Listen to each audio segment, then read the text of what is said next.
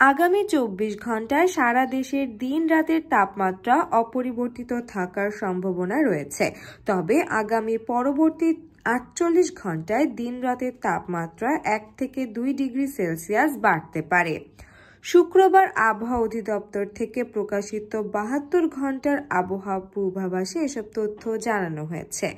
আবহাওয়াবিদ doctor Mohammad Omar ফারুকের সই করা ওই পূর্বাভাসে আবহাওয়ার সিনপটিক অবস্থার সম্পর্কে বলা হয়, লঘুচাপের বর্ধিতাংশ পশ্চিমবঙ্গ ও তৎসংলগ্ন এলাকায় অবস্থান করছে।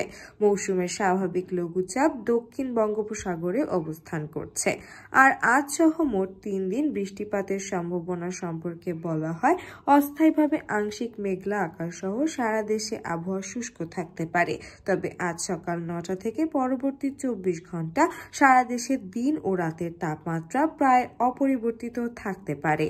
এছাড়া পূর্বাভাসে আরও বলা হয়, শনিবার এবং রোববার দুদিনই সকাল 9টা থেকে পরবর্তী 24 ঘন্টায় সারা দেশে দিন ও রাতের তাপমাত্রা 1 থেকে 2 ডিগ্রি সেলসিয়াস বাড়তে পারে। তবে এই সময়ের শেষের দিকে দেশের উত্তর পূর্বাঞ্চলীয় বৃষ্টি বা বজ্রসহ বৃষ্টি হতে পারে।